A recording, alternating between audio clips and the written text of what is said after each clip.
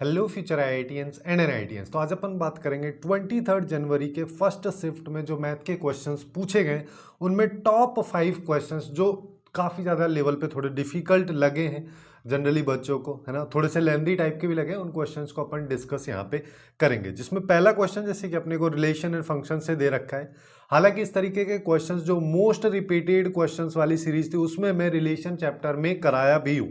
तो यहाँ पे देखो अपने को क्या करना है कि अपने पास में एक सेट दे रखा है ए, अपने को यहाँ पे बोला है कि इस सेट से अपने को जो ये आर रिलेशन दे रखा है इसमें कितने एलिमेंट्स और ऐड करने जिससे कि ये रिलेशन एक इक्विवेलेंस रिलेशन बन जाए। इक्विवेलेंस रिलेशन का मतलब वो रिफ्लेक्सिव भी होना चाहिए, सिमेट्रिक भी होना चाहिए और ट्रांजिटिव भी होना चाहिए। अब रिफ्लेक्सिव के लिए क्या है कि जिस सेट के बारे में बात की जा रही है उसके सारे एलिमेंट्स का यहाँ पे खुद के साथ में रिलेशन होना चाहिए, जिसको अपन 1 से डिनोट भी करते हैं। जैसे कि 1,1 हो गया, 2,2, 3, सिंस यहाँ पे 4 एलिमेंट है तो 1,2 1,1 भी इसमें होना चाहिए, जो कि नहीं है। तो रिफ्लेक्सिव होने के लिए अपने को क्या क्या ऐड करना पड़ेगा, 1,1। वैसे ही 2,2 यहाँ पे नहीं है तो 2,2 भी ऐड करना पड़ेगा। 3,3 यहाँ पे है तो उसको छोड़ के अपन 4,4 भी ऐड करेंगे। फिर बात आती है सिमेट्रिक भी ऐड करना पड़ेगा। यहाँ पे इक्विवेलेंस बनाने के लिए सिमेट्रिक रिलेशन इसको बनाना पड़ेगा, जिसके लिए अपने को कौन कौन से एलिमेंट ऐड करने हैं। उसके लिए क्या होता है कि अगर अपने को ए आर बी का कोई रिलेशन दे रखा है तो बी आर ए भी उसमें प्रेजेंट होना चाहिए। जैसे कि 1,2 अगर उसमें है तो 2,1 भी वहां पे प्रेजेंट होना चाहिए। 2,3 अगर यहाँ पे है तो यहाँ पे 3,2 इसके अंदर आ जाएगा।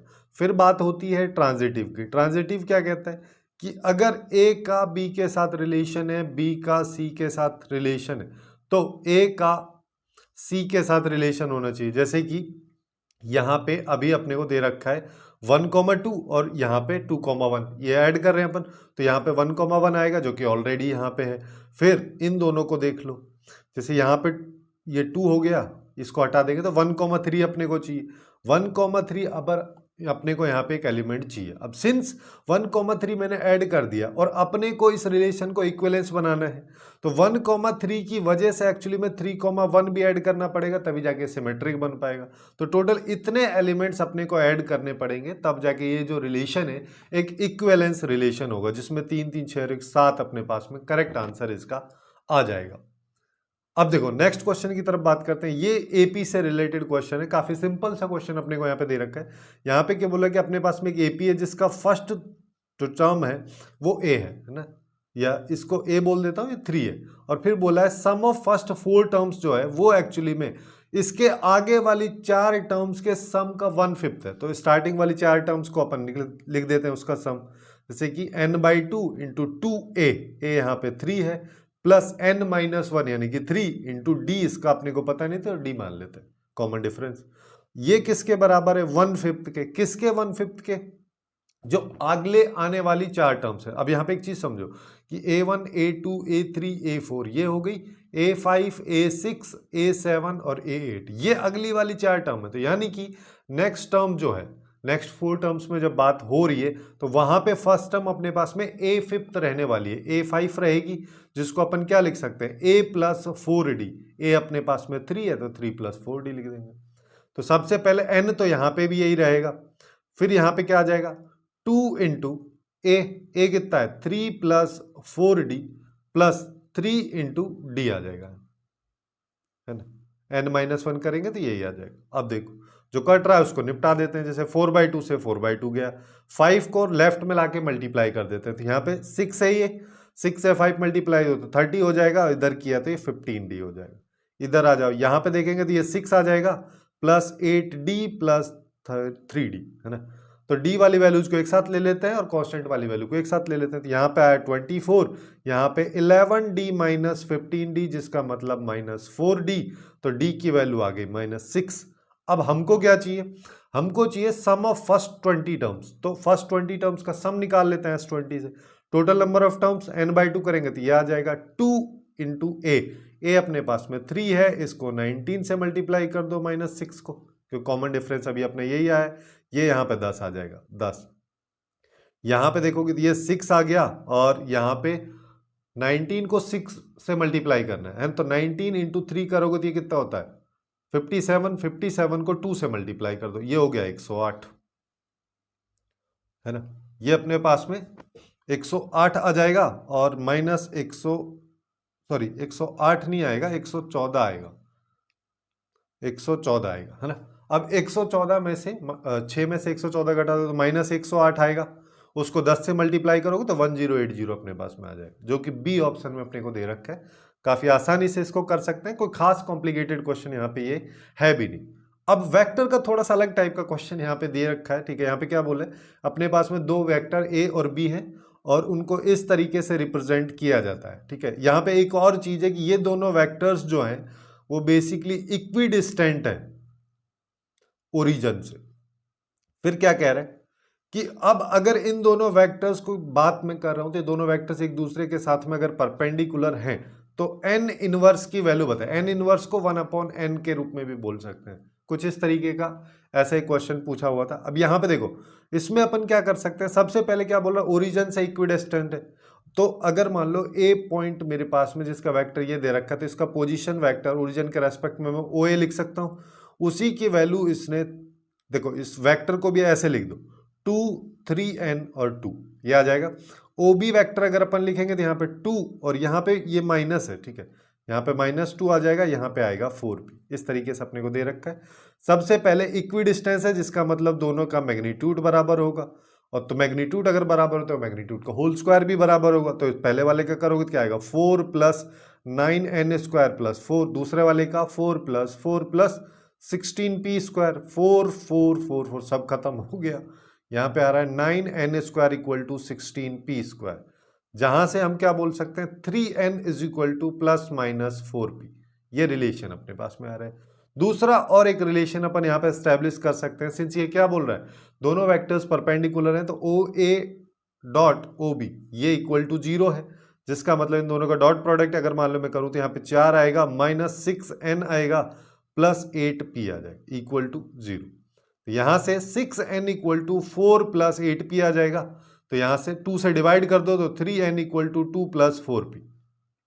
मेरे को n की वैल्यू निकालनी है तो मैं यहां से इस वाली इक्वेशन से 4p की वैल्यू ±3n रख सकता हूं। तो एक बार प्लस ले लेते हैं, यानी कि 4p = 3n। जब 4p = 3n में लूंगा तो यहाँ पे क्या आएगा, 3n = 2 + 3n। ये तो पॉसिबल ही नहीं है, तो ये केस ही खत्म हो गया। दूसरा माइनस वाला ले लो कि 4p = -3n, तो यहाँ पे 3n है, यहाँ 2 - 3n आ गया, 3n को लेफ्ट में लेके आओ, 6n = 2, n = 1/3, n इनवर्स या 1/n की बात करोगे तो ये आ जाएगा 3, और यही इस क्वेश्चन का करेक्ट आंसर। ठीक, देखने में थोड़ा सा अटपटा कुछ स्टूडेंट्स को लगा था, लेकिन इतना कॉम्प्लिकेटेड है भी नहीं। अब नेक्स्ट क्वेश्चन पे आ जाए, क्वाड्रेटिक से रिलेटेड क्वेश्चन दे रखा था, ठीक है। यहाँ पे क्या बोल रहा है कि अपने पास में ये क्वाड्रेटिक इक्वेशन है, इसके इक्वल रूट्स हैं, ये कंडीशंस अगर दे रखी हैं तो इसकी वैल्यू बताओ। यहाँ पे देखो हमको क्या करना है, काफी आसान है, ठीक है। अगर अपन यहाँ पे इक्वल रूट्स वाला कंडीशन है कि d = 0 वाला कंडीशन लगा दिए तो ये काफी ज्यादा लेंदी चला जाएगा। उसकी बजाय हम यहाँ पे क्या देख सकते हैं, सिंस इसको देखो ये क्या दे रहा है, AB - AC, अगले वाले को देखोगे तो क्या देगा, BC - AB, अगले वाले की बात करोगे तो AC - AB, ये सब एक दूसरे से कट जा रहे हैं, जिसका मतलब ये कब कटेंगे, जब x की जगह पे 1 होगा। तो अपन यहाँ पे जब भी इस तरीके का बॉक्स वाला सिचुएशन दे रखा होता है तो हिट एंड ट्रायल से अपन यहाँ पे काफी आसानी से इसको कर सकते हैं, जिसका मतलब x की वैल्यू 1 आ गई, सिंस इसके इक्वल रूट्स हैं तो दोनों रूट्स 1 हो गए, ये अपने को पता चल चुका है। अब दोनों रूट्स अगर 1 है तो अब अपन यहाँ पे क्या कर सकते हैं, या तो ऐसा कर लो सम ऑफ रूट्स = 2 और फिर ये माइनस में डिवाइड बाई दिस, या फिर मैं बोल रहा हूँ उससे भी अच्छा है कि हम इसको प्रोडक्ट से करते हैं, प्रोडक्ट = 1 ले लिया, 1 लेंगे तो यहाँ पे क्या आएगा, C × A - B divide by A, ये आ जाएगा। इस रिलेशन को थोड़ा खोल लेते हैं, यानी कि AB - AC = AC - BC, ठीक है। इसको मैं उधर जाके क्रॉस मल्टीप्लाई किया हूँ, बस कुछ नहीं किया। अब AC वाली टर्म्स को एक साथ ले लो तो ट्वाइस AC = क्या आ गया, AB + BC। अब हो गया ये। अब देखो अपने को क्या करना है, क्वेश्चन में क्या बोल रहा है, अपने को A² + C² की वैल्यू चाहिए, तो A² + C² और इसका होल स्क्वायर, A + C की वैल्यू दे रखी है तो होल स्क्वायर में कन्वर्ट कर सकते हैं, यानी कि A + C का whole square minus twice AC। A + C का होल स्क्वायर की बात करोगे तो ये 5 का स्क्वायर यानी कि 25 हो गया, ट्वाइस AC की वैल्यू ये है, इसको अपन B को कॉमन लेके ये लिख सकता हूँ, इसकी वैल्यू दे रखी है, B की वैल्यू भी दे रखी है, तो b की वैल्यू 16/5 है, उसकी वैल्यू 5 है, इससे ये गया 25 माइनस 16 मतलब 9। ये इसका करेक्ट आंसर अपने पास में निकल के आ जाए। ठीक, ऐसे ही एक और क्वेश्चन बाइनोमियल से रिलेटेड दे रखा है जहां पे मल्टीनोमियल का यूज अपने को कर रखा है। फिर बोला है कि यहाँ पे अपने को बताना है सारी की सारी रैशनल टर्म्स का सम। तो यहाँ पे रैशनल टर्म्स अगर मान लो मेरे को निकालनी होती, कोई भी टर्म मल्टीनोमियल में अगर अपने को निकालनी है तो वो क्या होती है, यहाँ पे आ जाएगा n फैक्टोरियल यानी कि 6 factorial divide by R1 R2 R3 ले लो, या फिर चाहे तो ऐसे कर लो अल्फा बीटा गामा ले लो, फिर यहाँ पे 1 की पावर अल्फा, 2 की पावर 1/3 और पूरे की पावर बीटा, तो बीटा की बाई 3 ऐसे लिख दे रहा हूँ। 3 की पावर की बात करो तो गामा बाई 2। अब अपने को यहाँ पे रिलेशन एस्टेब्लिश करने हैं, यानी कि रेशनल टर्म्स बतानी है जिसका मतलब पावर इंटीजर होनी चाहिए। तो अल्फा बीटा गामा की वैल्यूज अपने को कुछ इस तरीके से लेनी है कि पावर्स जो है इंटीजर में बने। तो देखो सबसे पहले जीरो से शुरुआत करते हैं, किसी की भी वैल्यू जीरो ले लो। जैसे अगर मान लो मैं अल्फा की वैल्यू जीरो लेता हूं, तो अब यहां पे बीटा की वैल्यू जो भी लेनी पड़ेगी वो 3 का मल्टीपल लेना पड़ेगा। और यहां पे एक चीज और ध्यान रखना है कि तीनों का सम n के बराबर होता है, यानी कि 6 के बराबर आएगा। तो यहां पे इसकी जगह अपन क्या लिख सकते हैं, 3 का, अगर मान लो बीटा की जगह 3 लिया तो फिर गामा में 2 का मल्टीपल लेना पड़ेगा, तो फिर दिक्कत हो जाएगी। तो इससे अच्छा है कि इसको 6 ले लो, तो ये भी जीरो हो गया, है ना। अब इसी को अपन रोटेट भी कर सकते हैं, यानी कि इसको 6 ले ले, 0 0 हो गया, ये 0 0 6 हो गया। अब ऐसा करते हैं कि बीटा को 0 ले लेते हैं। बीटा को 0 लिया तो अब गामा की वैल्यू 2 का मल्टीपल मेरे को चाहिए। एक तो 4 होता है 2 का मल्टीपल, और एक और 0 रख के 2 मल्टीपल आए, ये दोनों ले लेंगे। अब 4 अगर नीचे मैंने लिया तो ऊपर 2 लेना पड़ेगा, यहां पे 4 लेना पड़ेगा। और क्या कॉम्बिनेशंस हो सकते हैं, और ऐसा कॉम्बिनेशन हो सकता है गामा की जगह 0 ले लो। गामा की जगह अगर मान लो मैंने 0 ले लिया तो बीटा की जगह मैं 3 ले सकता हूं, 6 ले सकता हूं। 6 मैं ऑलरेडी ले चुका हूं, तो मैं 3 ले लेता हूं। 3 लिया तो 3 बचा। और हम यहां पे क्या कर सकते हैं कि ऐसा करते हैं, गामा की जगह एक बार मैं 2 ले लेता हूं। ठीक है, 2 अगर मैं ले रहा हूं, 0 अपने को अब बीटा की जगह लेनी नहीं है, तो यहां पे 3 ले लो तो अल्फा की जगह 1 आ जाएगा। तो ये कॉम्बिनेशंस अपने पास में बन के आ रहे हैं, अल्फा बीटा गामा के टोटल 7 कॉम्बिनेशन है। इन सब की वैल्यूज डालनी है, टर्म्स का जो वैल्यू आएगी इसकी उसका सम करना। तो अब अपन यहाँ पे क्या करते हैं, सबसे पहला केस अपना 0 0 0 वाला। तो इसमें क्या होगा, जैसे देखो अल्फा 0 फैक्टोरियल आ जाएगा और बीटा 6 फैक्टोरियल आ जाएगा। गामा जो है वो 0 फैक्टोरियल की वैल्यू 1, तो 6/6 फैक्टोरियल इस केस में भी आएगा, 6/6 फैक्टोरियल इस केस में भी, और 6/6 फैक्टोरियल इस केस में भी आएगा, जिसकी वैल्यू 1 होगी, है ना। तो कैलकुलेशन को थोड़ा आसान बनाने के लिए अपन ये वाली चीज कर सकते हैं। सबसे पहले 1 आएगा, और पावर किस पे है, बीटा की पावर है, बीटा की वैल्यू 6 है, यानी कि 2 की पावर अपने पास में 2 आ जाएगा। फिर आगे आ जाओ, फिर यहां पे अब 1 की, ये 6 अल्फा की वैल्यू है तो 1 की पावर 6, यानी कि 1 इंटू 1 की पावर 6 प्लस, फिर आगे आ जाओ 1 इंटू, अब क्या आएगा, अब गामा की जगह 6 है तो 2/6 करेंगे 3, यानी कि 3 की पावर 3।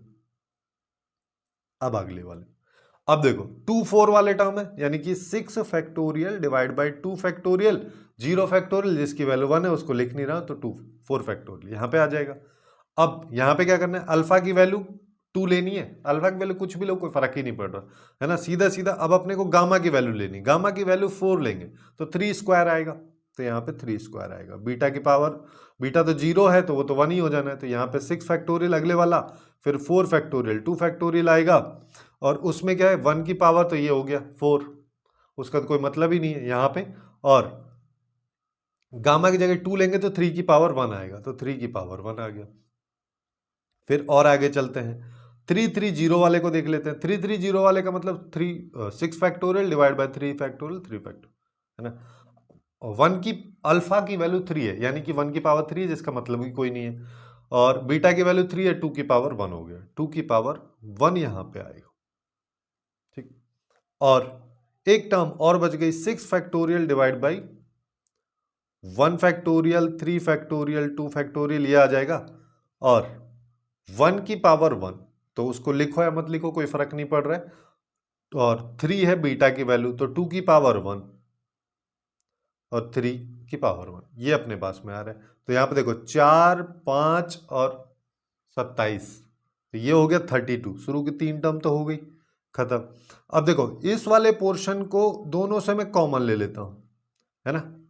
तो अभी मेरे पास में क्या आएगा, यहां पे अपने पास में आ जाएगा 6 फैक्टोरियल डिवाइड बाई, इसको भी अपन ऐसे लिख देते हैं 6 फैक्टोरियल, क्या लिख सकता हूं 6 factorial into 5, 6 into 5 into 4 factorial, 4 factorial से 4 फैक्टोरियल चला जाएगा, ऊपर ही बचेगा ये, नीचे 2 फैक्टोरियल जिसको अपन ने ये लिख दिया, और यहां पे एक टर्म तो ये आएगी, एक ये आएगी, 9 और 3 12, ये अपने पास में आ जाएगा।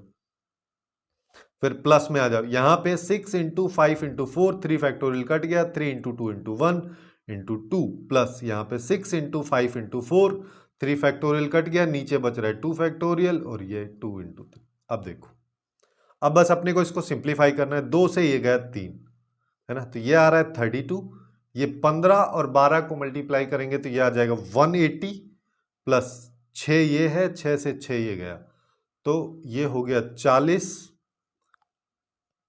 और यहां पे आ जाओ 2 से 2 गया, तो इसको करेंगे तो देखो ये हो गया 30, 120, 360, तो ये अपने पास में हो गया 400, 580 प्लस 32, तो ये 2 आ जाएगा, यहाँ पे 1 आ जाएगा, 612 इस क्वेश्चन का करेक्ट आंसर होगा। थोड़ा सा एडिशन में देख लेना कि ये वैल्यू सही आ रही है कि नहीं आ रही, अदरवाइज ये इसका करेक्ट आंसर होगा। मेन अपने को यहाँ पे इसके कंसेप्ट पे फोकस रखना है। जब भी अगर मान लो आपकी आने वाली शिफ्ट में इस तरीके क्वेश्चन देखने को मिलता है मल्टीनोमियल से रिलेटेड, तो अपने को यहाँ पे कुछ इस तरीके से इसको अप्रोच लगाना है। तो आज के लिए बस इतना ही। Hopefully you guys find it useful, and if you find it useful then please do like, share and subscribe.